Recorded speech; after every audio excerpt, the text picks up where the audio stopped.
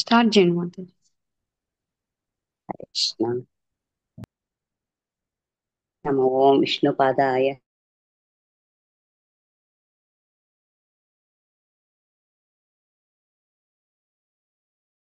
దేవి గౌరవాణి ప్రచారిణే నిర్విశేష శూన్యవాది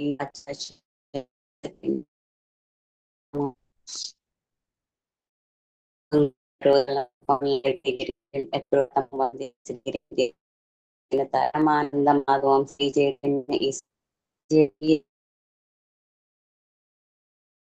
జయ అద్వైత చంద్ర జయ గౌరవ భక్త వృంద జయ జయ శ్రీ చైతన్య జయ నిత్యానంద జయ అద్వైత చంద్ర జయ గౌరవ భక్త బృంద జయ జయ శ్రీ చైతన్య జయ నిత్యానంద జయ అద్వైత చంద్ర జయ గౌరవ భక్త బృంద ఓం నమో భగవతే వాసుదేవాయ ఓం నమో భగవతే వాసుదేవాయ ఓం దేవాయ హరే కృష్ణ.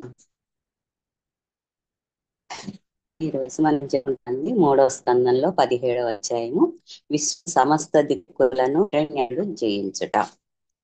దీనికి ప్రీవియస్ గా తెలుసుకోవటానికి మనకి ఏంటంటే, ఒకసారి సనత్సనాతన కుమారులు వైకుంఠం వస్తారు. వస్తే అక్కడ వైకుంఠ పాలకులైన ద్వారపాలకులైన జై విజయులు వీళ్ళని అడ్డగిస్తారు. అడ్డగించేటప్పటికి వాళ్ళిద్దరి మధ్య ఉద్రిక్త ఏర్పడి వాళ్ళు సనక సనాతనలు శపిస్తారు, మీరు భూలోకంలో వెళ్ళి జన్మించాలి అని. ఇదంతా చూసేసి భగవంతుడు అక్కడికి చేరుకుంటాడు. చేరుకుని అందరినీ శాంతింపజేసి కొద్దిగా సనత్ కుమారులని పొగిడి వీళ్ళ పర్ష జై విజయ తరఫున మాట్లాడి వీళ్ళకి 3 జన్మల్లో మళ్ళా తిరిగి వైకుంఠానికి వచ్చేలాగా చెప్తారనమాట. అయితే వీళ్ళు ఒకటి కోరుకుంటారు, మేము ఎల్లప్పుడూ కూడాను మా మనసులో విష్ణువునే ధ్యానిస్తూ ఉండాలి, భగవన్నామస్మరణే జరుగుతుండాలి మా నోట్లో అని చెప్పి కోరుకొని వెళ్ళిపోతారు. సనాతనులేమో వాళ్ళు కూడా ఇంతవరకు జ్ఞాన మార్గంలో ఉంటారు. ఈ భగవంతుడిని చూడంగానే వాళ్ళు కూడా సాష్టాంగ ప్రణామం చేసి వాళ్ళప్పుడు భక్తి మార్గంలోకి వస్తారనమాట. వాళ్ళు కూడాను 3 కోరికలు కోరుకుంటారు. ఏమని, మా చెవులు ఎప్పుడు నీ మాటలే వింటూ ఉండాలి, నా నోరు మిమ్మల్నే పలుకుతూ ఉండాలి, మా మనసులో ఎప్పుడు మిమ్మల్ని స్మరిస్తూ ఉండాలి అని చెప్పేసి వాళ్ళు కూడా వెందిరి వెళ్ళిపోతారు. వాళ్ళకి గాను ఈ వైకుంఠంలోకి ఎంట్రన్స్ లేదనమాట, భక్తి మార్గంలో లేరు కనుక, జ్ఞాన మార్గంలో ఉన్నారు కనుక. ఇంక ఇప్పటి నుంచి వాళ్ళు కూడా భక్తి మార్గంలోకి వస్తారు.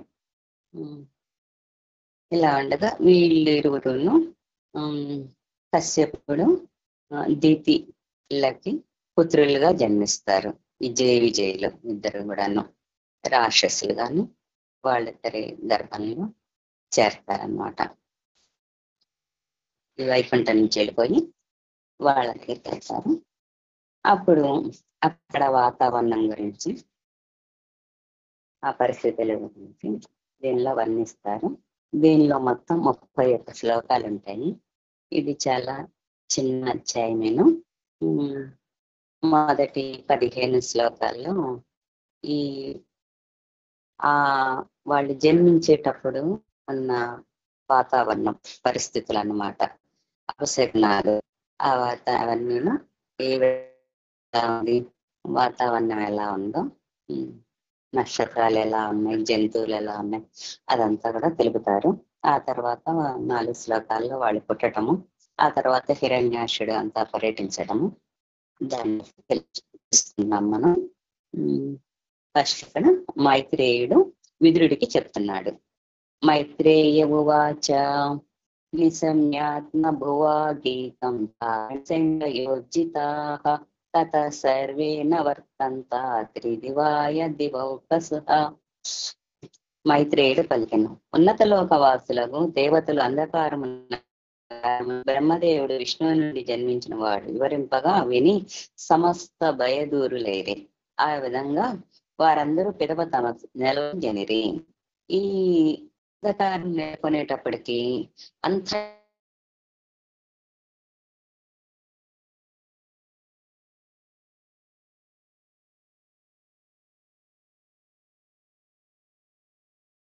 దేవతలందరినీ బ్రహ్మ కృష్ణ భగవాన్ తర్వాత గొప్పవాడు బ్రహ్మదేవుడు.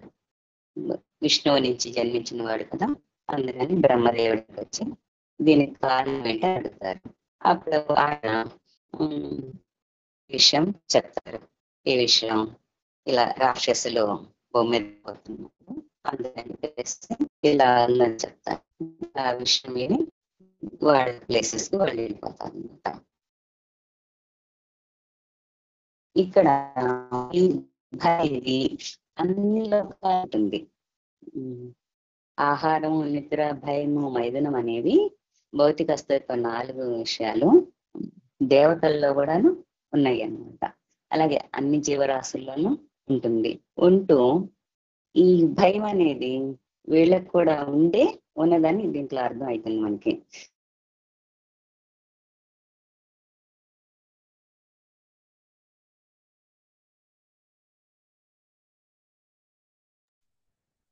హరే కృష్ణ మాతాజీ, మీరు వీడియో ఆఫ్ చేసుకోండి మాతాజీ, వాయిస్ బ్రేక్ అవుతుంది,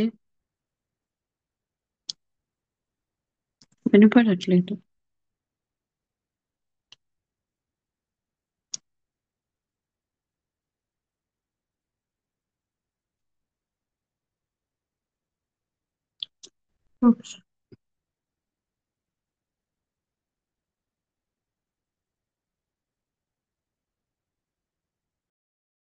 మాతాజీ ఏమైంది మధ్యలో డిస్టర్బెన్స్?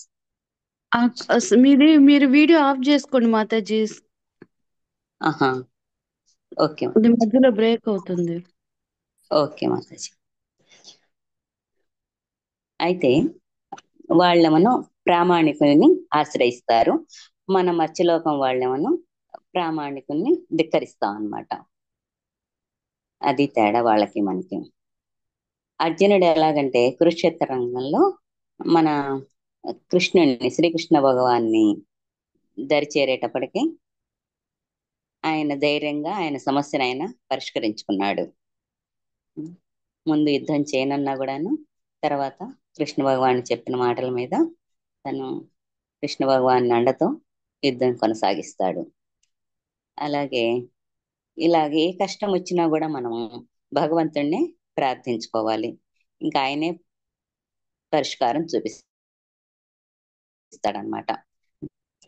దేవతలు అలా వెళ్ళి వాళ్ళకి సమస్యకి పరిష్కారం విన్నాక తిరిగి ప్రశాంతంగా వాళ్ళ ప్లేసెస్కి వెళ్తారని ఫస్ట్ శ్లోకంలో శ్రీల ప్రభుపాదుల వారు వర్ణించారు, అనువదించారు. రెండో శ్లోకం దితిస్తు భర్తురాదేశంకిని పూర్ణే వర్షసతే సాధ్వి పుత్రో పశుషు చేయమౌ. సాధ్వియగు దితి తన గర్భమందున్న సంతానము దేవతలకు ఉపద్రవము కలిగించునని మిగులు శంకించెను.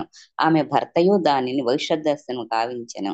నిండుగా 100 ఏళ్లు గర్భమును మోసిన పిదప ఆమె కవలల పిల్లలను ప్రసవించెను. దితి ఇక్కడ సాధ్వి స్త్రీ అన్నమాట.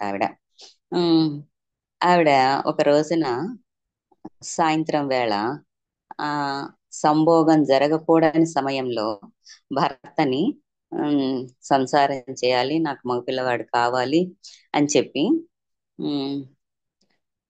పోరు పెట్టి భర్తని వద్దంటున్నా కూడా వినకుండా కలిసి గర్భం దాలుస్తుంది. దాల్చిన తర్వాత ఈ భర్త చెప్తాడు, ముందుగానే చెప్తాడు, ఇలాగా మంచి పిల్లలు పుట్టారు, రాక్షస పిల్లలు పుడతారు, ఇది పద్ధతి కాదు, మరి రైట్ టైం కాదు అని చెప్తాడు. చెప్పినా కానీ వినకుండా ఈమె ప్రోత్సహించేటప్పటికి ఆమెకి అతనికి ఇష్టం లేకుండానే కలవటం జరుగుతుంది అన్నమాట. ఏదైనా సంపర్కంలో ఇద్దరు కూడాను సంతోషంగా ఆనందంగా కలిస్తేనే మంచి పిల్లలు పుడతారు. అలా ఒకళ్ళకి ఇష్టం ఉండి ఒకళ్ళకి ఇష్టం లేకపోతే ఉమ్, మంచి సంతానం కలగదు అనమాట. ఈమె ఉమ్, ఇట్లా సంతానం కాబట్టి ఈ చాలా ఉపద్రవం కలిగిస్తుంది, దేవతలకి అందరికీ కూడా నష్టం కలిగిస్తారు వీళ్ళు అని చెప్పి ఇలాగ ఉంటది భవిష్యత్ అనేసేసి చెప్తాడు. చెప్తే ఆమె శంకిస్తది, ఇప్పుడు కన్నాలా వద్దా అని అన్నట్టు 100 సంవత్సరాలు మోస్తుంది ఈమె. చాలా పీరియడ్ మోసినట్లే కదా. మోసి తర్వాత ఇక ప్రసవించడం జరుగుతుంది. ఆ జన్మించేటప్పుడు ఆకాశంలో జరిగే, భూలోకంలో ఆకాశంలో అన్ని చోట్ల జరిగే పరిస్థితులు తర్వాత వర్ణించడం జరుగుతుంది అనమాట. ఇట్లాగా లాంగ్ పీరియడ్ క్యారీ చేసిన వాళ్ళు ఆ గాంధారి గాంధారి కూడాను 2 సంవత్సరాలు క్యారీ చేస్తుంది. 1 సంవత్సరం గర్భంలో ఇంకా పుట్టలేదే, అక్కడ కుంతి ప్రసవించేసింది ధర్మరాజుని అని చెప్పేసేసి తన గర్భాన్ని తనే చేతులతో విచ్ఛిన్నం చేసుకుంటుంది. చేసుకుంటే అంతా ముక్కలు ముక్కలుగా 100 మంది అవుతారు. అని చేసి 1 సంవత్సరం పెంచితే వాళ్ళు మామూలుగా సంతానం అవుతారనమాట. అదే అట్లాగే ఈ సుఖ మహర్షి కూడాను ఉమ్, వాళ్ళ తల్లి గర్భం నుంచి బయటికి రానంటాడు. బయటకు వస్తే ఈ మాయలో పడిపోవటమేను, నాకు ఈ జీవితం వద్దనేసేసి బయటికి రానంటాడు. కానీ వ్యాసదేవుడే, నువ్వు మాయలో పడకుండా నేను చూసుకుంటాను అని చెప్పి ఆమెని కనిపిస్తాడనమాట, బయటికి రప్పిస్తాడు. ఇట్లాగా జరుగుతుంది. ఉమ్, 3వ శ్లోకం. ఉత్పాత బహవః సత్ర నిపేతుర్జాయమానయోః దివి భువ్యంతరిక్షే చ లోకస్యేరుభయావహాః. ఆ ఇరువురు దానవులు జన్మింపగా దివియందు భువియందు అంతరిక్షమునందు భయావహములు అద్భుతములు నగు పెక్కు ఉత్పాతములు సంభవించెను.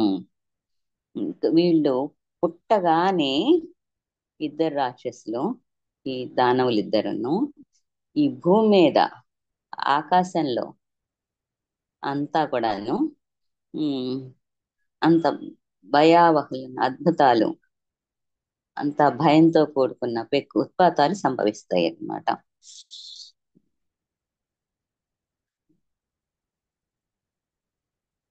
అలాగే దుర్యోధనుడు పుట్టినప్పుడు కూడాను ఇట్లాగే సంభవిస్తుంది. సహా చలా భువశ్చేలుర్దిశః సర్వాః ప్రజ్వలుః సోల్కాచాసనయః పేతుః కేతువచ్చార్తిహేతవః. పర్వతములతో సహా ధరణి కంపించెను, దిక్కులన్నీను జ్వలింపసాగెను.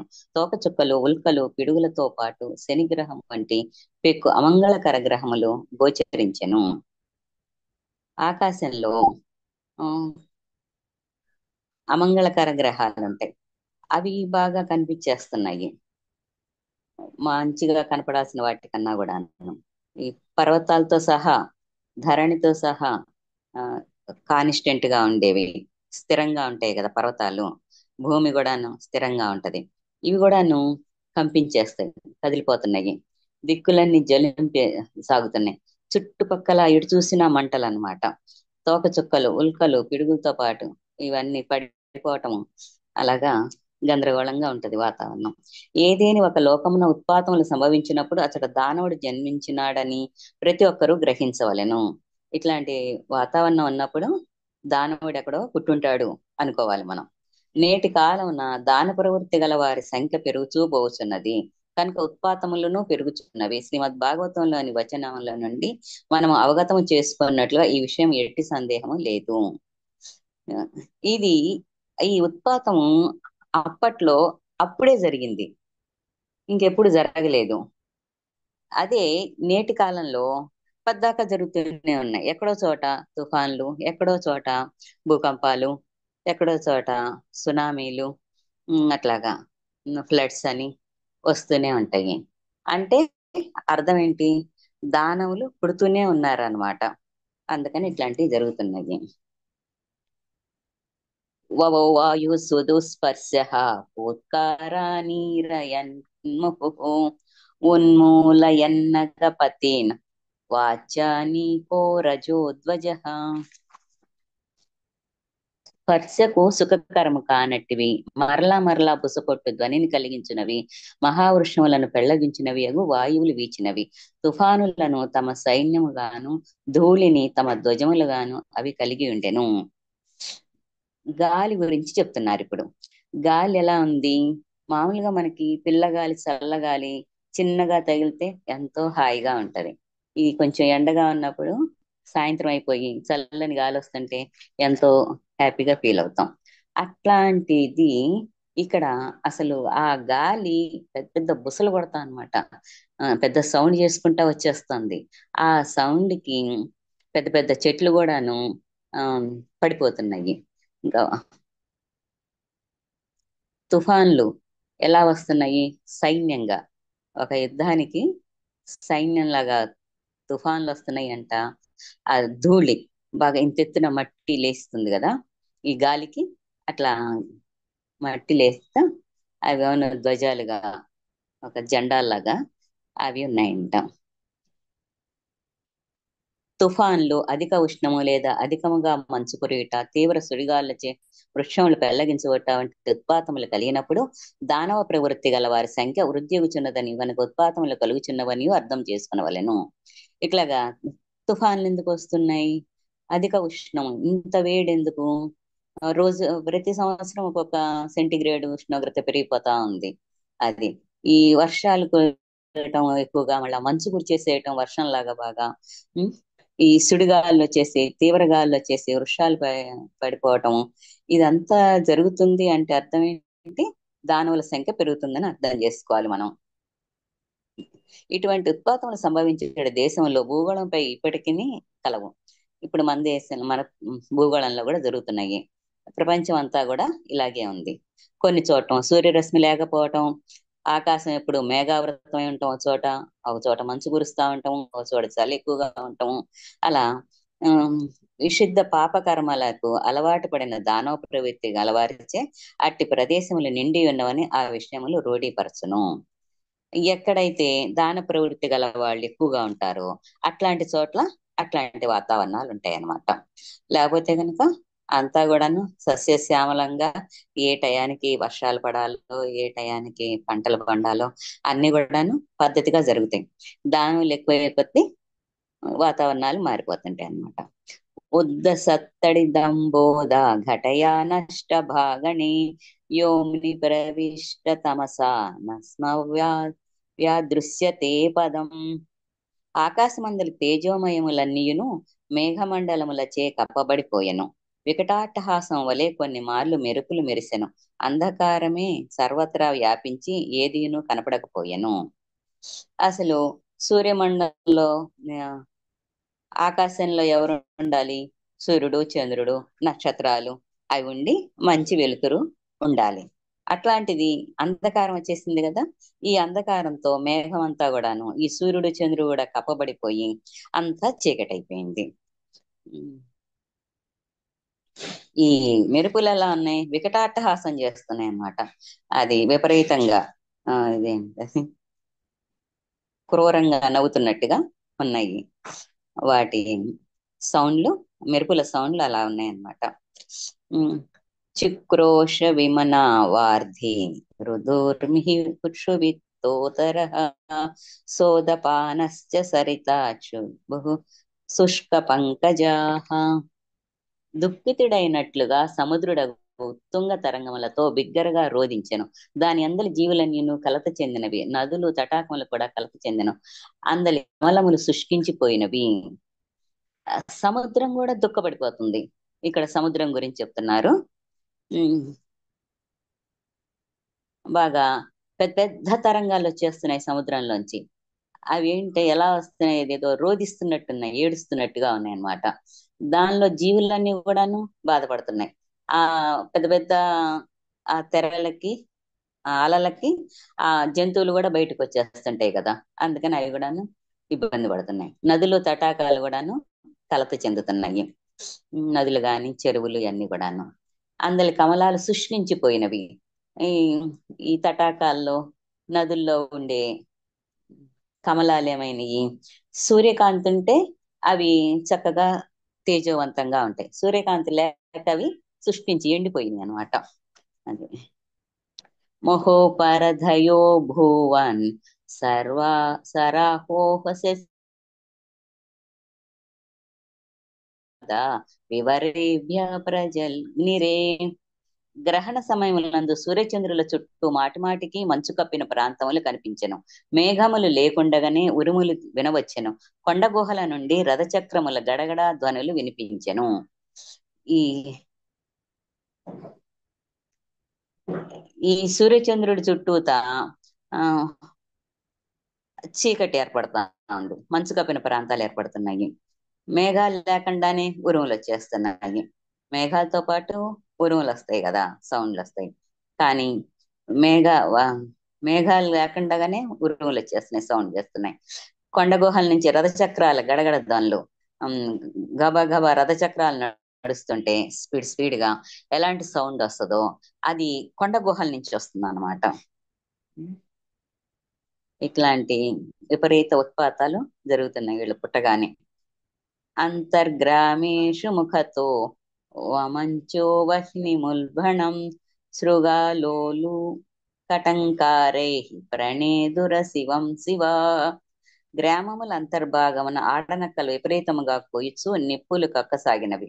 నక్కలు గొడ్లగోబలు సైతము ఏడ్పులతో వాటిని జతకూడెను. ఇప్పటి వరకు ఈ సూర్యమండలం గురించి, కొండల గురించి, గాలి గురించి, సముద్రం గురించి చెప్పారు.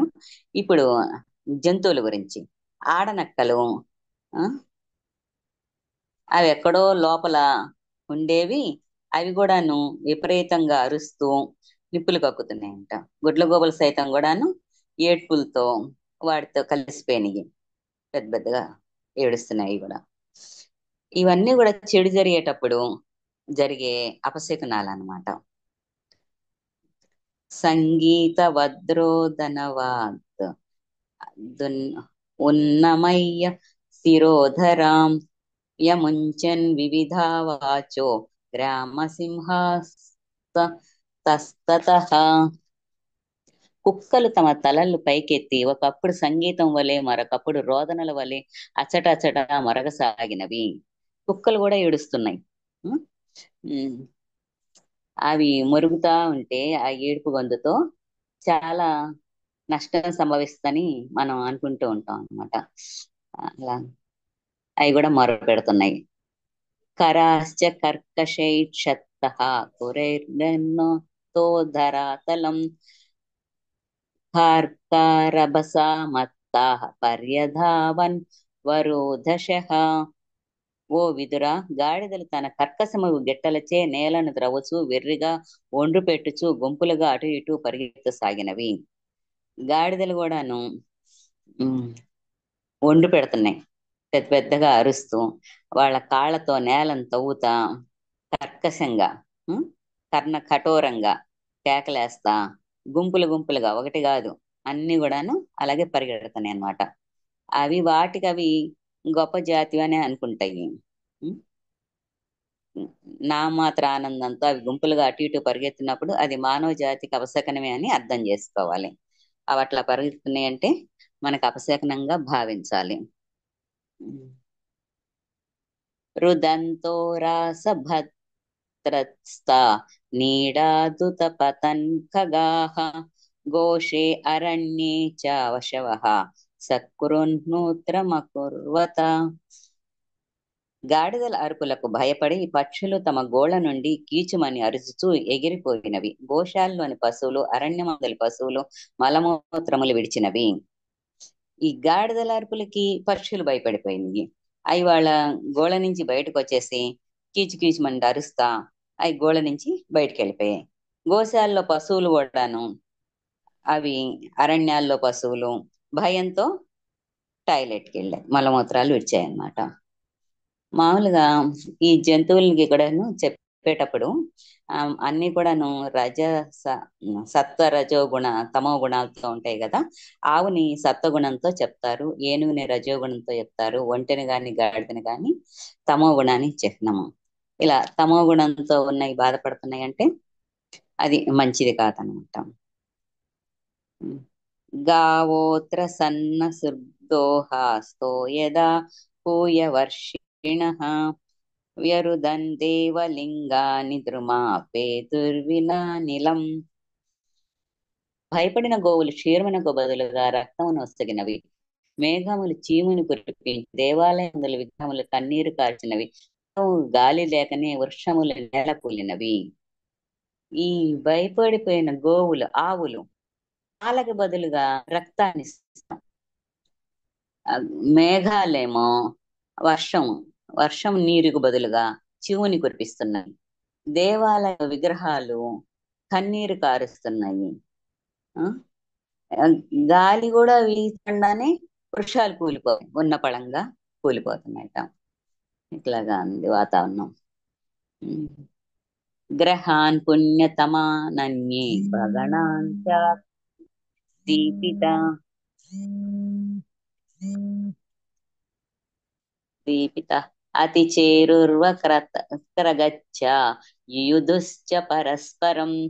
అంగారకుడు శని వెంట అశుభ సూచక గ్రహములు తేజోవంతములుగా ఒపారి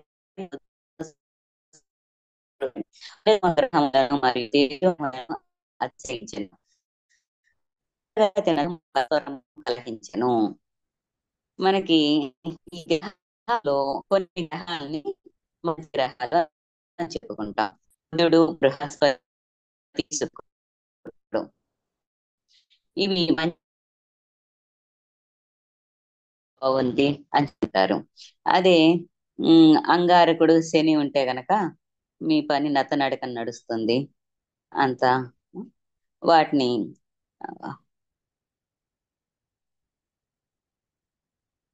పుణ్యమైనగా చెప్పరన్నమాట.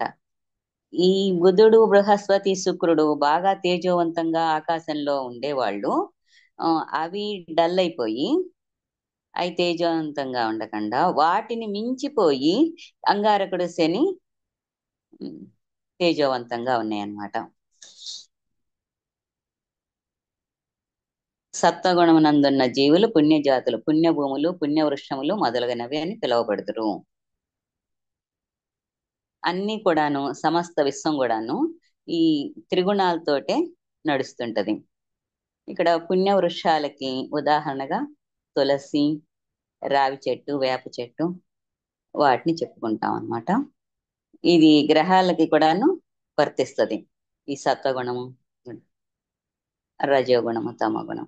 పెక్కు గ్రహములు పుణ్యమైనవిగా భావిస్తే కొన్ని పాపమయులని భావిస్తారనమాట. శని గ్రహం అంగారకుడమును పాపమయం అంటారు.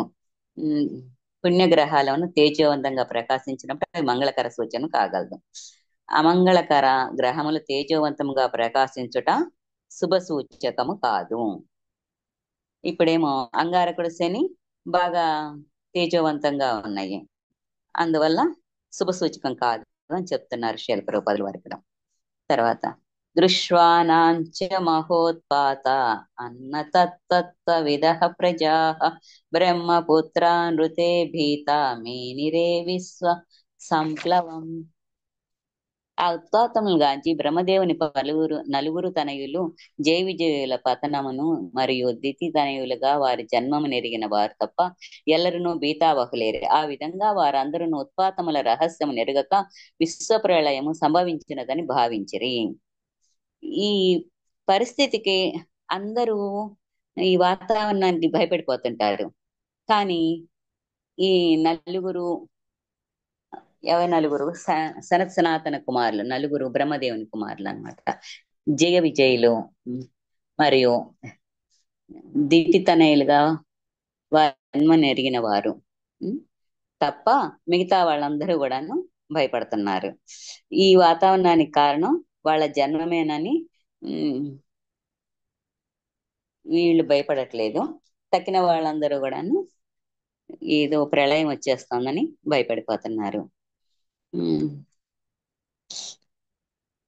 భగవద్గీత సప్తమాధ్యాయం అనుసరించి ప్రకృతి నియమములంతా కఠినమైనవిగా వాటి అమలును అతిశయించుడు జీవనకు అసాధ్యమైన కార్యము. ఈ ప్రకృతి నియమాల్ని అధిగమించలేం మనం. మన ప్రకృతిని ఎంతో గొప్పగా ఆరాధిస్తేనే వాటి పని వాటి చేస్తాయి. దానికి వ్యతిరేకంగా వెళ్తే మనం కూడాను దాని రియాక్షన్ మనం చూడాల్సి వస్తుంది. ముక్తి భావనలో కృష్ణునికి పూర్తిగా శరణుజొచ్చిన వారే రక్షించబడదురని అందు చెప్పబడినది. భక్తి భావంతో కృష్ణుడిని ఆశ్రయించిన వాళ్ళకి ఎట్లాంటి నష్టము జరగదు, ఎట్లాంటి వాతావరణంలో అయినా సరే రక్షించబడతారు. అందుకని మనం భగవంతుడికి శరణుజొచ్చాలి. ఇరువురు మహాదానవుల జన్మ కారణే పెక్కు ఉత్పాతములు సంభవించినవని శ్రీమద్ భాగవత వర్ణన ద్వారా మనకు తెలియచున్నది. ఇప్పుడు ఇదంతా జరగటానికి కారణము ఈ దానవులు పుట్టడమే కారణము. అనగా దరిద్రపై ఎడదగా కలతలు కలుగుతున్నప్పుడు ఎవరో దానవులు జన్మించడని లేదా దానవ ప్రవృత్తి గల జనాభా వృద్ధి అయిందని మనం అర్థం చేసుకోవాలి. ఆ పుణ్యకాలమున పూర్వకాలమున ఇద్దరే దానవులు. అయితే అట్లాంటి ఉత్పాతాలన్నీ జరిగినాయి. ప్రస్తుతం కలియుగంలో అట్లాంటి ఉత్పాతాలు ఎప్పుడు జరుగుతూనే ఉన్నాయి. ఎందుకంటే జనాభా నిక్కంగా దానవుల జనాభా ఎక్కువైందనే చెప్పుకోవాలన్నమాట. ఈ ఇది ఇలా జరగకుండా ఉండాలంటే మనకి మనుశాస్త్రంలో మనుషులు ఏ విధంగా జీవించాలి అనేది రాసిపెట్టుంది శాస్త్రంలో. ఆ మనుశాస్త్రం చదివి మనం ప్రామాణిక గురువు చేత తెలుసుకొని పాటిస్తే సత్సంతానమే కలుగుతుంది. ఇట్లాంటి విపత్తులు జరగకుండా అందరూ సంతోషంగా ఉండొచ్చు. దానవ ప్రవృత్తి గల జనాభా వృద్ధి నిరోధించడానికి వైదిక నాగరికతలో సాంఘిక జీవనం మందు పెక్కు నియమ నిబంధనలు విధించింది. అది ఆ నియమాలని పాటిస్తే ఇట్లాంటి ఇబ్బందులు ఉండవు. సత్సాంగత్యమును పొందుటకు గల గర్భధాన సంస్కారం అందు అతి ముఖ్యమైనది అది. గర్భధాన సంస్కారం అనేది చేస్తారు. ఆ రోజున 64 మాలలు చేసి పూజలు హోమాలు అన్ని జరిపి పద్ధతిగా పంపించి చేస్తే పద్దైన పిల్లలే పుడతారు. అవాంఛిత జనాభా వర్ణ సంకరము వృద్ధి అయినచో ప్రపంచమంతయు నరకముగా గోచరించునని భగవద్గీత ఎందు అర్జునుడు కృష్ణుడితో పలికెను. ఇప్పుడు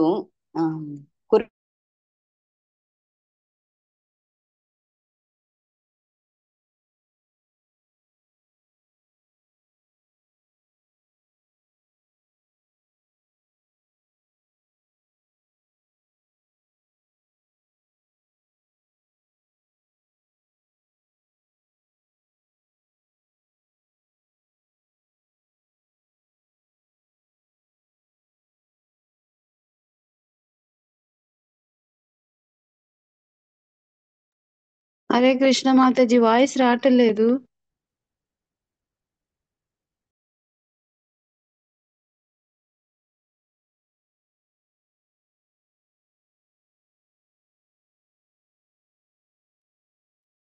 హరే కృష్ణ.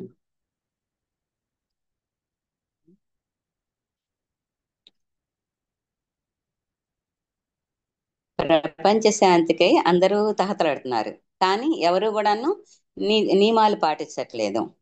అది ఈ గర్భధాన సంస్కారం జరగకుండానే పిల్లల్ని కనేస్తున్నారు. అందుకని అవాంఛిత సంతానం బాగా పెరిగిపోతుంది అన్నమాట. దితి ఆ మంగళకరమైన సమయంలో మైదున క్రియ భర్తని బలవంతం చేసినందువల్లనే వాళ్ళకి ఇట్లాంటి దానవులు పుట్టారు. సంతానం పొందుడికై మైదనమునందు పాల్గొన్నప్పుడు సత్సంతానము పొందే విధమున మానుజుడు అనుసరించవలను. సత్సంతానం కావాలంటే ఎలాంటి పద్ధతులు ఉంటాయో గర్భధాన సంస్కారాన్ని అనుసరించి కలవాలి. అప్పుడు సత్సంతానం కలుగుద్ది. ప్రతి కుటుంబమున ప్రతి గృహస్థుడు వైదిక విధానముని అనుసరించినచో చక్కని సంతానమే కలుగుతుంది. దానవులు పుట్టరు. అప్పుడు ప్రపంచ శాంతి నెలకొంటది. సంఘ శాంతి జరగాలన్నా, ప్రపంచ శాంతి జరగాలన్నా, దేనికైనా సరే నియమ నిబంధనల్ని మనం పాటించాలి. ఎప్పుడైతే మనం నియమ నిబంధనలు పాటించమో ప్రకృతి దాని విశ్వరూపాన్ని చూపిస్తుంది. అప్పుడు ఇట్లాంటి ఉత్పాతాలన్నీ మనం చూడాల్సి వస్తుందన్నమాట. తావాదిత్యై సహసా వ్యజ్యమానాత్మ పౌరుషౌ వవృధాతే అస్మసారేణ కాయేనా త్రిపతి ఇవ. ఆది యందు ఉద్భవించిన ఆ దానవులిరువురు వెంటనే అసాధారణ దేహలక్షణములు ప్రదర్శింప ఆరంభించింది. ఉక్కును బోలిన వారి కాయములు రెండు పెద్ద కొండల వలె వృద్ధి నందన ఆరంభించెను. ఇంకా ఈ వీళ్ళ పర్సనాలిటీ, వీళ్ళు పెరగటం గురించి చెప్తారనమాట ఈ దానవులు ఇద్దరు కూడాను. వీళ్ళు ఆ పుట్టటంతో ఇంకా ఎంతో పెద్ద, ఇంత ఎత్తు ఇంత లావు కొండల్లాగా పెరిగిపోయారు. ఇనుములాగా, ఉమ్, ఉక్కులాగా ఉంది వాళ్ళ శరీరం. వాళ్ళ మనుషులిద్దరు అసాధారణంగా ఉన్నారనమాట. రాక్షసుల్లో కూడాను అసాధారణంగా ఉన్నారు వీళ్ళు. ఉమ్, మామూలుగా జగత్తులో రెండు రకాల జనాలు ఉంటారు. ఒకళ్ళు దేవతలు, వేరే వాళ్ళు దానవులు. మానవ సమాజ దేవతలేమో ఆధ్యాత్మిక అభివృద్ధిని కోరుతూ ఉంటారన్నమాట. ఉమ్, దానవులేమో భౌతిక అభివృద్ధికి పాటుపడుతుంటారు. అది వాళ్ళ సుఖము, వాళ్ళ ఇంద్రియ తృప్తి, వాళ్ళ కోసమే, వాళ్ళ సుఖం కోసం ఏ వస్తువులైనా కొనుక్కోవటం, ఏ వస్తువులైనా తయారు చేయడం కానీ అట్లా వాళ్ళ గురించి ఆలోచించుకుంటారు దానవులు. కానీ దేవతలు 10 మందికి ఉపయోగపడేవి ఆలోచిస్తారు. వాళ్ళు భక్తితో ఉంటారన్నమాట. దితి గర్భం నుండి జన్మించిన వారు దానవులు తమ దేహములను ఉక్కువలే దృఢముగా కావించుకొని ఆరంభించిరి. వాళ్ళు రాక్షసులుగా వర్తించుదాం అనుకున్నారు. అందుకని దానికి తగ్గట్టుగా వాళ్ళ బాడీని ఉక్కుగా స్ట్రాంగ్ గా తయారు చేసుకుంటున్నారు. అత్యంత పొడవుగా, అది వాళ్ళ పొడవు చూస్తుంటే వీళ్ళు ఆకాశాన్ని ఇట్టే అవలేలగా అందుకుంటారేమో అన్నట్టుగా ఉంటారన్నమాట. మళ్ళా చక్కగా ఆభరణాలు అలంకరించుకుంటున్నారు. ఆభరణాలు అలంకరించుకోవటమే వాళ్ళ జీవిత ధ్యేయం లాగా. ఉమ్, అలా బంగారం మీద వ్యామోహం అన్నమాట. వైకుంఠ ద్వార పాలకులకు జయ విజయులు ఈ భౌతిక జగమున జన్మింతురనియు మనులు శాప కారణమన్న వారిచట దేవదేవునియడ సదా క్రోధము కలిగిన వారి పాత్ర పోషణ కామితురని అది ఆది అందే యోచించబడినది. ఇదంతా కూడాను భగవంతుడి లీల. ఇట్లాగా వాళ్ళు పుట్టాలి, అలా వాళ్ళు పెరగాలి, అలా క్రోధంగా ఉండాలి, భగవంతుడితో వాళ్ళు యుద్ధం చేయాలి. భగవంతుడికి వీరరసాన్ని చూద్దాం అనుకున్నాడు ఆయన. యుద్ధం చేయాలి అని బుద్ధి కలిగింది. అందువల్ల వీళ్ళని అలా తయారు చేసేసి వాళ్ళతో యుద్ధం చేయడం జరుగుద్ది అనమాట. అందుకని ఈ శాపం, మనలో శాపం రావటం కానీ, ఈ జయ విజయులకి ఇదంతా కూడాను ఒక పాత్ర అన్నమాట. దానవులుగా వారు అతి కోపిష్ఠులై భగవాన్ని పట్టించుకొనక కేవలము భౌతిక సౌకర్యాలు, భౌతిక అభివృద్ధితోనే ముడిపడి ఉందరు. ఇంకా భగవంతుడితో వాళ్ళకి ఇంకేం పని లేదు. మనకి ఏమేమి ఉన్నాయా సౌకర్యాలు అనుభవిద్దాము, ఎలా అభివృద్ధి చెందుదామా, ఎట్లా ఎవరితో యుద్ధాలు చేద్దామా అని పెరుగుతున్నారు వాళ్ళిద్దరు. తర్వాత దేవి స్పృశో హేమ కిరీట కోటిభి నృద్ధ కాష్టౌ స్ఫురదంగదాభుజౌ గాం కంపయంతౌ చరణైః పదే పదే కచ్యా సుకాంచార్కమతీత్య తతస్తతుః. దేహములు అతి పొడవుగా ఉండి తమ సువర్ణ కిరీటాగ్రముల చేవారు ఆకాశమును చుంబించినట్లుగా ఉండిరి. వీళ్ళ కిరీటాలు ఎలా ఉన్నాయంటే, వీళ్ళ నెత్తి మీద పెట్టుకున్నాయి సువర్ణ కిరీటాలు, ఈ బంగారు కిరీటాలు. వీళ్ళు ఎంత పొడుగున్నారంటే ఆ కిరీటము ఆకాశాన్ని ముద్దు పెట్టుకుంటున్నట్టుగా ఉందన్నమాట. వారు సమస్త దిక్కులను నిరోధించిరి, నాలుగిటిని నిరోధించారు. వారు నడిచినప్పుడు ప్రతి అడుగు భూమి కంపించెను. ప్రతి అడుగుకి అంత భారీ కాయమైనప్పుడు అంత సౌండ్ వస్తుంది కదా, భూమి కంపించిపోతుంది. వారి భుజాలు తేజోమయ కంకణములతో అలంకృతమై ఉండెను. కంకణాలు, చేతులకి భుజాలకి కంకణాలు కట్టుకున్నారు అందంగా. మొలాల్ని చక్కగా అలంకరించుకున్నారు. నడుముకి అలంకరించుకున్నారు. ఇంకా వీళ్ళు ఎట్లా ఉన్నారంటే అంత బలంగా, అంత దృఢంగా, సూర్యుడికి చంద్రుడికి అడ్డం వస్తున్నట్టుగా, అడ్డంగా నుంచున్నట్టుగా ఉన్నారనమాట. దానవ నాగరికత ఎందు జనులు ఏ విధంగా దేహమును మలుచుటకు ఎందు అభిరుచిని కలిగి ఉందరదనగా తాము రహదారిపై నడిచినప్పుడు భూమి కంపించినట్లుగా నుండెను. ఉమ్, దానవ నాగరికత అట్లా ఉంటదన్నమాట. వాళ్ళు నడిచేటప్పుడు ఉమ్, భూమి కంపించాలి అన్నమాట. అలా వాళ్ళకి ఇష్టం. ఆ విధంగా నడుస్తున్నారు.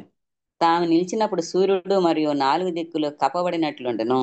ఇక మొత్తం కవర్ అయిపోతారు వాళ్ళ బాడీతోటే, సూర్యుడు గాని నలుదిక్కులు గాని.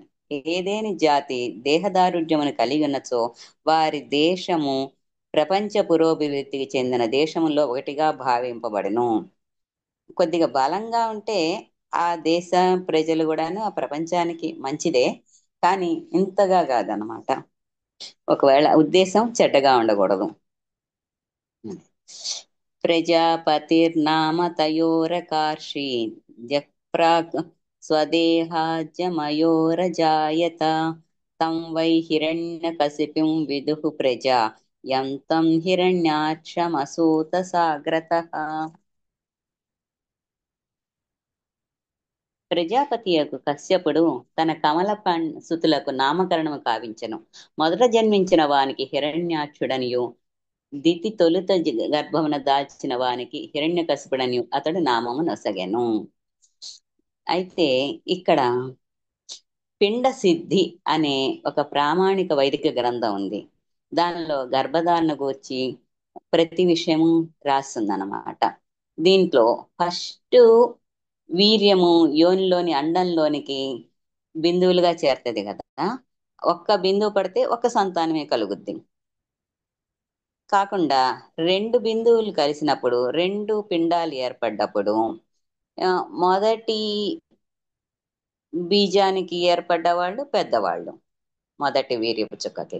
రెండోసారి ఏర్పడ్డ వాళ్ళు చిన్నవాళ్ళు అవుతారనమాట.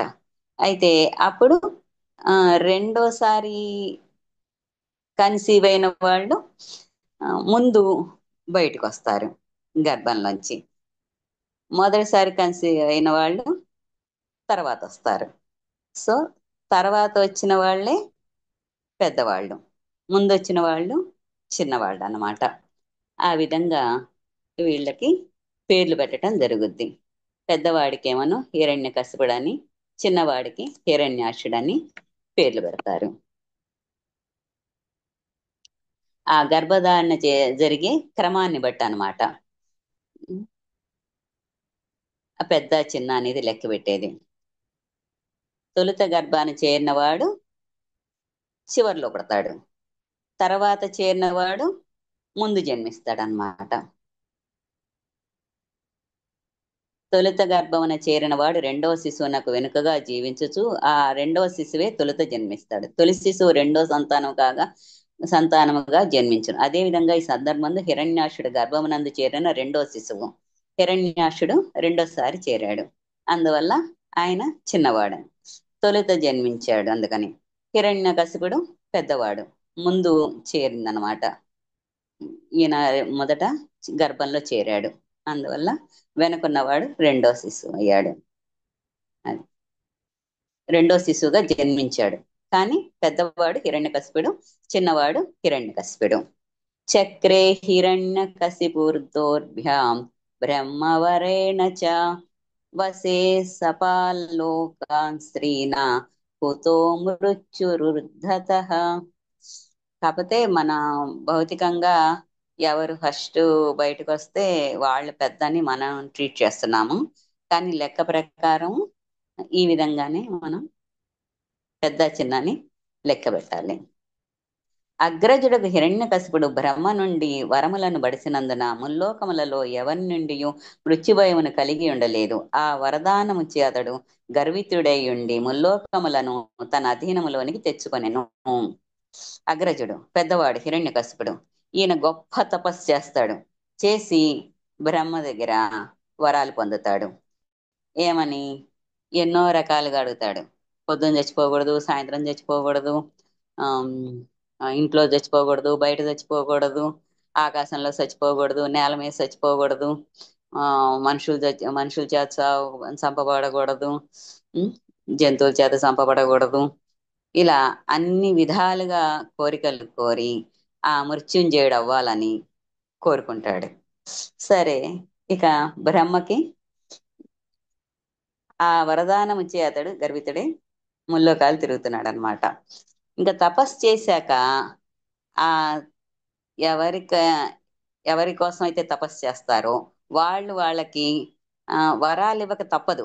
అది వాళ్ళకి చెడు జరుగుతుంది, అది జరగకూడని పని, అది జరిగే పని కాదు అని తెలిసినా కూడాను వాళ్ళు వరాలు ఇచ్చేస్తారు.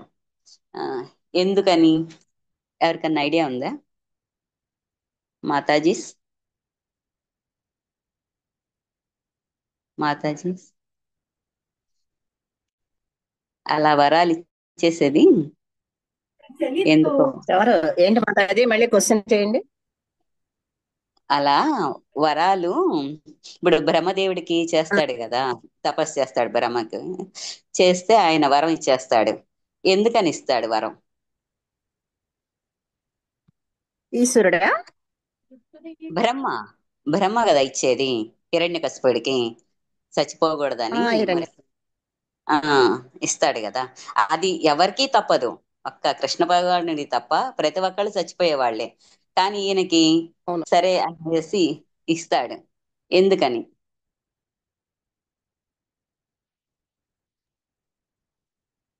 ఆయన మళ్ళీ ఈ అవతారంలోకి అంటే ఇది ఒక లీలా అవతారం కదా, లీల జరగాలని చెప్పేసి మాతాజీ. ఒకటి లీల, ఒకటి ఇంకో కారణం కూడా ఉంది. అలా ఆ వరాలు ఇవ్వకపోతే రుణపడిపోతారు. బ్రహ్మ హిరణ్యకశిపుడికి రుణపడిపోతాడు. రుణపడిపోయి మళ్ళా బ్రహ్మ జన్మనెత్తాల్సి వస్తుంది.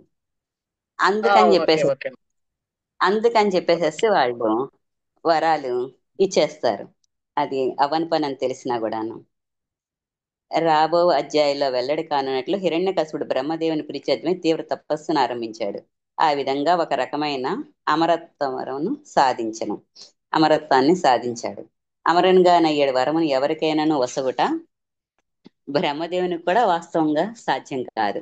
కానీ భౌతిక జముని ఎవ్వడు తన్ను వధించలేనట్టి వరదానమునతడు పరోక్షంగా పొందాడు. అనగా వైకుంఠ ధామము నుండి వచ్చి ఉన్నందున ఈ భౌతిక జగమందులు ఎవరి చేతనైనా అతడు వదార్హుడు కాకుండెను. అందులో ఈయన వచ్చింది ఎక్కడి నుంచి? వైకుంఠాన్ని నుంచి వచ్చాడు కాబట్టి ఈయన ఎవరు కూడాను చంపలేకపోతుంటారు. అతన్ని వధించడానికి భగవానుడే స్వయంగా అవతరించగోరెను. ఎటు భగవంతుడికి యుద్ధం చేయాలనే కోరిక ఉంది కదా, ఆ కోరిక తీర్చుకుంటాడు. జ్ఞానమునందు తాను సాధించిన అభివృద్ధిని గాంచి ఎనలేని మిగుల గర్వితుడై ఉండవచ్చును. ఎవరైనా కూడా అబ్బా చాలా నేను అభివృద్ధి సాధించాని అని గర్వపడుతుంటాడు. కానీ ఎవరికైనా సరే ఎంత సంపాదించినా ఏమి వాళ్ళు గొప్పగా పాడే వాళ్ళు అవ్వచ్చు, గొప్ప ఆరేటర్లు అవ్వచ్చు, గొప్ప పొలిటీషియన్లు అవ్వచ్చు, గొప్ప ధనవంతులు అవ్వచ్చు, ఎవరైనా కానీ వాళ్ళకి జన్మ మృత్యు ముసలితనము వ్యాధి అనేవి 4 తప్పదు. అది మటుకు తప్పించుకోలేరు. గొప్ప శక్తిమంతుడు అవ్వచ్చు, దృఢకాయుడు అవ్వచ్చు, హిరణ్యకశిపుడికి కూడాను ఒక కాల పరిమితి ఉంటుంది. అంతకు మించి ఎవరు కూడాను జీవించలేరు ప్రతి ఒక్కళ్ళకి. ఇదంతా కూడాను భగవంతుడి ప్రణాళిక. ఎంత వయసు అన్నది, ఎంత ఆయుష్ అన్నది భగవంతుడికే తెలియాలి. ఎవరైనా హిరణ్యకశిపునంతని బలవంతుడై గర్వితుడై ముల్లోకములను అధీనంలోని తెచ్చుకున్నప్పటికీ జీవితమును శాశ్వతంగా కొనసాగించటకు లేదా జయించి సొత్తుని ఎల్లప్పటికీ కలిగి ఉండేటకు అవకాశమే లేదు. ఇంకా చావు లేకుండా ఉండటం కానీ, మనం సంపాదించుకుందంతా మనమే ఉంచుకోవటానికి కానీ ఇక ఏం కుదరదు. చనిపోయినప్పుడు అంతా వదిలిపెట్టి వెళ్ళిపోవాల్సిందే. చనిపోయేటప్పుడు వదిలిపెట్టి వెళ్ళిపోవాల్సిందే. ఎందరో చక్రవర్తులు రాజ్యాధికారాన్ని పొందారు, వాళ్ళు కూడాను కాలగర్భంలో కలిసిపోయారు. ఇదే ప్రపంచ చరిత్ర. హిరణ్యాక్షోనుజస్తస్య ప్రియః ప్రీతికృదన్వహం గదా పాణిర్నివం యాతో యుయుత్సుమగయం రణం. అతని అనుజుడకు హిరణ్యాక్షుడు తన కర్మలచే సోదరునికి ప్రియమును కూర్చ సదా సంసిద్ధుడై ఉండెను. కేవలము హిరణ్యకశిపుని సంతృప్తి కొరచుటకే అతడు గదను చేబూని యుద్ధోత్సాహముతో విశ్వమంతయు పర్యటించెను. ఇక అన్నకి మళ్ళనే తమ్ముడు, ఇద్దరు కమల పిల్లలు అవటం కూడా మళ్ళా అన్నకి అనుచరుడిగా ఈయన కూడాను యుద్ధాన్ని నేర్చుకొని అన్ని కూడా ఆ వాళ్ళన్న తృప్తి కోసం ఇతను కూడా గద పట్టుకొని ఆ యుద్ధోత్సాహంతో యుద్ధం చేయాలనే ఉత్సాహంతో ఈయన విశ్వం అంతా తిరుగుతా ఉంటాడు. ఇంద్రియ భోగం కొరకై విశ్వవనులను అన్నిటినీ కొల్లగొట్టుట యందు కుటుంబ సభ్యులందరకు శిక్షణ గర్భుట దానవ నైజము కాగా సమస్తమును శ్రీకృష్ణ సేవ యందు వినియోగించుట ధార్మిక నైజము. ధార్మిక నైజం ఎలా ఉంటది? వాళ్ళ మనసుని, శరీరాన్ని, వాళ్ళ సంపదల్ని అన్నిటి కూడా భగవంతుడికి అర్పిస్తారు. ఈ దానవులు ఏం చేస్తారు? అందరినీ కొల్లగొట్టడానికి వాడుకుంటారు వాళ్ళ వాళ్ళ వనరుల్ని. హిరణ్యకశిపుడు స్వయముగా తానే శక్తిమంతుడు, ఇంకను ఎల్లరితో పోరట ఎందును సాధ్యమైనంత కాలము భౌతిక ప్రకృతిపై ఆధిపత్యం చెలాయించుటకును తనకు సహాయపడటకు సోదరుణ్ణి హిరణ్యాక్షుని సైతం శక్తివంతునిగా చేసెను.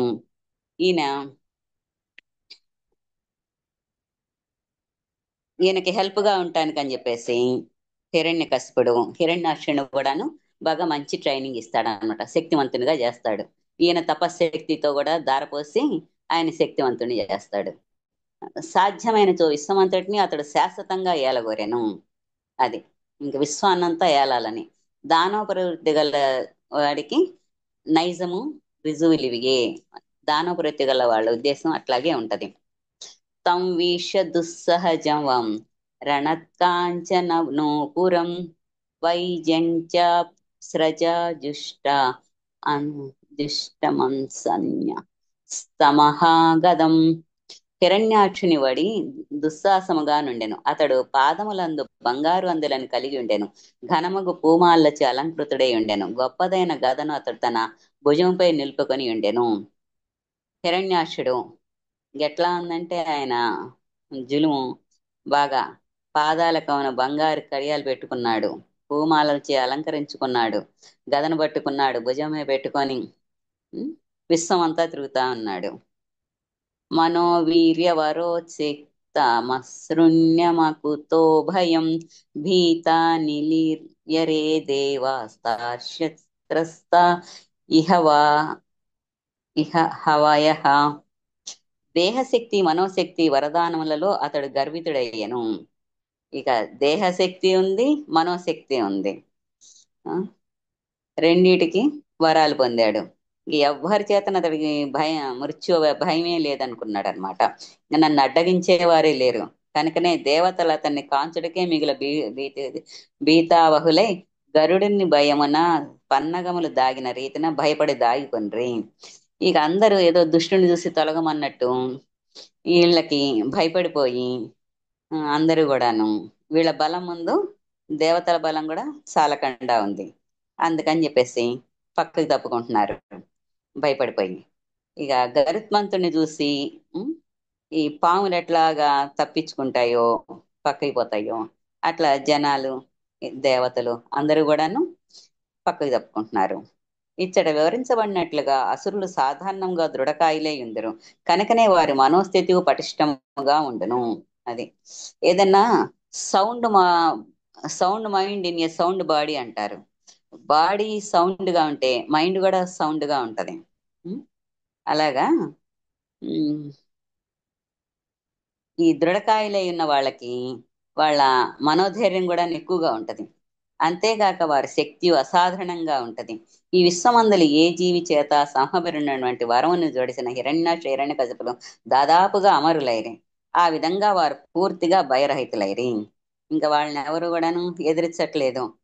హ్యాపీగా వాళ్ళకి ఏ విధంగా కావాలనుకుంటే ఆ విధంగా అనుభవించేస్తున్నారు. అమరులైపోయారు. వాళ్ళని చంపుతారనే భయం కూడా లేకుండా ఉన్నారు. సవై తిరోహితాన్ దృష్ట్వా మహసా స్వేన దైత్యరాట్ సేనాంద్రనే వగణాన్ క్షీబాన పశ్యన్ వ్యనదభృశం. గతమునందు అధికారమత్తులోనున్న ఇంద్రాది దేవతలను కానక ఆ దైత్య ప్రముఖుడు తన పరాక్రమం ఎదుట వారు పలాయనముటను గాంచి బిగ్గరగా గర్జించెను. మరి ఇంకా వీళ్ళని చూసేసి ఆ ఇంద్రాది దేవతలు కూడా పక్కకి తప్పుకుంటుంటే బాగా నవ్వుతున్నాడు, బాగా కేకలేస్తున్నాడు, గొప్పగా విర్రవీగుతున్నాడు అనమాట. నన్ను చూసి ఎలాగ పారిపోతున్నారో చూడండి అని. తతో నివృత్త క్రీడిష్యన్ గంభీరం భీమ నిస్వనన్ నిజగాహే మహాసత్వో వార్ధిమత్త ఇవ ద్విపః. మత్తగజమును బోలిన మహాదానవుడు స్వర్ణలోకము నుండి వెనుదిరిగిన పిమ్మట స్వర్గలోకము నుండి వెనుదిరిగిన పిమ్మట భయంకరముగా గర్జించి సముద్రపు లోతులోనికి క్రీడార్థమై ప్రవేశించెను. ఇక స్వర్గలోకం అయిపోయింది. ఈ హిరణ్యాక్షుడు సముద్రానికి చేరాడు, సముద్ర గర్భంలోకి వెళ్ళాడు. తస్మిన్ ప్రవిష్టే వరుణస్య సైనిక యాదో గణ సన్నిధియు ససాద్వసాహ అహన్యమానా అపి తస్య వర్చస ప్రదర్శిత దూరతరం ప్రదద్రుదుః. అతడు సముద్రమునందు ప్రవేశించగానే వరుణ్ణి సేనయకు జలచరములన్నీను భయభీతములై పారిపోయినవి. ఆ విధముగా బలప్రయోగం చేయకనే హిరణ్యాక్షుడు తన తేజమును ప్రదర్శించెను.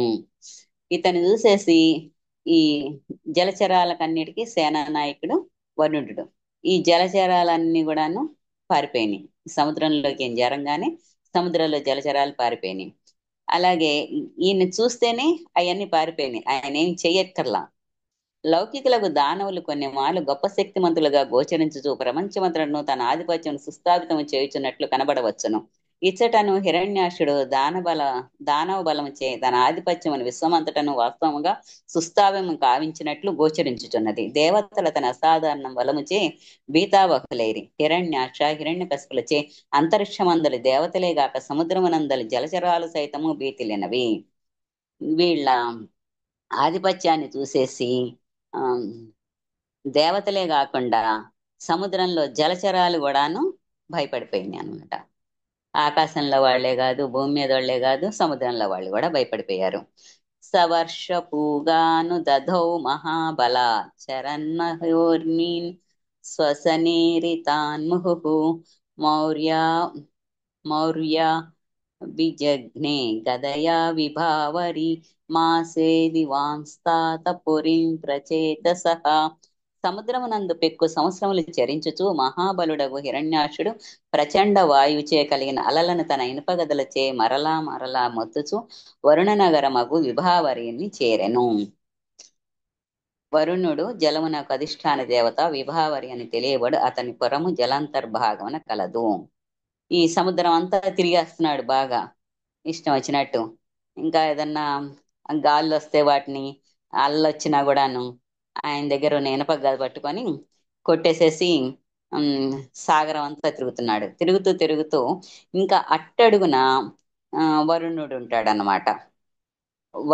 విభావరి అనే ప్లేస్ లో వరుణుడు ఉంటాడు. అక్కడికి చేరాడు. తత్రోపలభ్య సురలోకపాలకం యాదో గణానాం వృషభం ప్రచేతసం స్మయన్ ప్రలబ్ధం ప్రణిపత్య నీచవా జగాదమే దేహ్యధి రాజసంయుగం. జలచరములకు ప్రభువును విశ్వమందలి అధోలోకములకు సాధారణముగా చడ దానవులు వసింతురు. పాలకుడును అగు వరుణకు విభావరీపురము నివాస స్థానము. జలచరాలకి ప్రభువు కింద అధోలోకాలు ఉన్నాయి కదా, మన భూలోకానికి అడుగున 6 లోకాలు ఉన్నాయి. తల, పతల, కోతల, ఆ లోకాలు. ఆ 6 కూడాను వరుణుడే పాలకుడు అన్నమాట. అక్కడ విభావరీపురం అనే నివాస స్థానంలో ఆయన ఉంటాడు. అతడి హిరణ్యాక్షుడు నీచకుల జని వలె వరుణ్ణి పాదములపై పడి, ఓ దేవదేవా నాకు యుద్ధభీషణ వసగమని అతనితో పరిహాసము చేయుచు వ్యంగముగా పలికెను. ఈ హిరణ్యాక్షుడు వెళ్ళి వరుణ్ణి కాళ్ళు పట్టుకొని యుద్ధభిష పెట్టు అని అడుగుతాడు. నాతో యుద్ధం చేయమని అడుగుతున్నాడు వ్యంగ్యంగా అనమాట. కాళ్ళు పట్టుకొని అడగాల్సిన పని లేదు కదా. అలా ఉంది ఆయన ప్రవర్తన. దాన ప్రవృత్తి గలవాడు ఎళ్లవేళ్ల ఇతరులతో పంతమాడుచు వారిని ఆస్తిని బలవంతంగా ఆక్రమించుకునే యత్నించను. ఏమాత్రం యుద్ధవాంఛ లేని వ్యక్తి నుండి యుద్ధమును భిక్షగా కోరిన హిరణ్యాక్షుని నుండి ఈ లక్షణములు ఇచ్చట పూర్తిగా ప్రదర్శితమైనవి. యుద్ధమే ఇష్టం లేదు వరుణుడికి, అయినా గాని వాళ్ళని ప్రేరేపించి యుద్ధం ఆడమంటున్నాడు. అలా యుద్ధం చేసేసి అది కూడా ఆక్రమించుకోవాలని అనమాట. త్వం లోకపాలోధిపతిర్బృహచ్చవ వీర్యాపహో దుర్మద వీరమానినాం విజిత్య లోకే కిల దైత్య దానవాన్ యద్రాజసూయేన పురాయ జత్ప్రభో. నీవే సమస్త విశ్వపాలకుడవు, విస్తృతమగు యశస్సునకు అధిపతివి. దురహంకార దుర్విమాన సైనికుల బలము నశింపజేసి ప్రపంచమునందలి దైత్యజానవులందరినీ జయించి నీ ఒక మారు రాజసూయ యజ్ఞమును నిర్వహించి ఉంటివి. ఇప్పుడు మళ్ళా ఆయన యుద్ధానికి ఉపక్రమించపోతుంటే ఆయన పొగట్టం మొదలుపెట్టాడు హిరణ్యాక్షుడు వరుణ్ణి. ఏమని? నువ్వు చాలా విశ్వపాలకుడివి, ఉం? నువ్వు బాగా గొప్ప పేరుగాంచిన అధిపతివి, ఉం? అందరినీ కూడాను ప్రపంచంలో దైత్యజానందరినీ జయించావు ఒకసారి రాజసూయ యజ్ఞం చేసి అని చెప్పి గుర్తు చేస్తున్నాడు. స ఏవ ముత్సిక్తమదేన విద్విషా దృఢం ప్రలబ్ధో భగవానపాంపతిః రోషం సముత్థం సమయన్ స్వయా ధియా వ్యవోచదంగోపశమం గతా వయం. మదోన్మత్తుడైన శత్రువుచే ఆ విధముగా పరిహింసబడి పూజనీయుడగు వరుణుడు మిగుల క్రుద్ధుడయ్యను. ఇంకా ఆయనట్లా ఆ పరిహాసం చేస్తుంటే బాగా కోపం వచ్చేస్తుంది అనమాట. కానీ అతడు ఏం చేస్తాడు? తన కోపాన్ని అణుచుకొని ఇంకా ఇలా ఓ ప్రియుడా, ముసలివాడనైనందున యుద్ధమునకు తగిన రణకార్యమును నేను ఇప్పుడు విరమించి ఉన్నాను అని ప్రత్యుత్తరం ఇచ్చాను. నెమ్మదిగా తప్పుకుందామని, నేను ముసలివాడిని అయిపోయాను, నేను యుద్ధం చేయలేను అని చెప్పేసేసి నెమ్మదిగా చెప్తాడు. మనము గాంచునట్లుగా యుద్ధాభిలాషులకు లౌకికులు ఎట్టి కారణము లేకనే సర్వదా యుద్ధమును సృష్టించుతుందరు. మనకిష్టం లేకపోయినా ఆ యుద్ధం అంటే ఇష్టమైన వాళ్ళు యుద్ధాన్నే ప్రేరేపిస్తా ఉంటారు. పశ్యామి నాణ్యం పురుషాతురాతనాత్ యః సంయుగే త్వాం రణమార్గ కోవిదం అరాధ ఇష్యస్య సురర్షభేహితం మనస్వినోయం గృణతే భవాదృశాః. యుద్ధ కోవిదుడవగు నిన్ను రణమున సంతిష్టపరచగలవాడు పురాణ పురుషుడగు విష్ణు భగవానుడు తప్ప మరెవ్వరూ ఉన్నట్లు కనపడటలేదు. ఇంకా హిరణ్యాక్షుడు ఇలా చెప్తున్నాడు, నీవు చాలా బాగా యుద్ధం చేస్తావు, నీకు తగ్గవాడు విష్ణు భగవానుడు, ఆయనతో కలబడు అని చెప్తాడు. కనుక ఓ అసురవర్య, మీ వంటి వీరులు సైతము శ్లాఘించినట్టు ఆ దేవదేవుని కడకేగము, అక్కడికి వెళ్ళి యుద్ధం చెయ్యి అని చెప్తాడు. ఇట్లాంటి వాళ్ళందరూ భగవంతుడి చేతనే శిక్షించబడతారు. కనుకనే యుద్ధోత్సాహం తృప్తిపరచుకుంటకు విష్ణువుతో యుద్ధం కావించటకే ఉత్తమమైన విధానం అని హిరణ్యాక్షునకు వరుణుడు ఉపదేశించెను. వరుణుడు సలహా ఇస్తాడు, నువ్వు వెళ్ళి విష్ణువుతో యుద్ధం చెయ్యి అని చెప్పి. తం వీరమారాధభిపజ్య విస్మయః సయిష్యసే వీరశయే స్వభిర్వృతః యస్వద్విధానామసతాం ప్రశాంతయే రూపాణి దత్తే సదనుగ్రహేచ్ఛయా.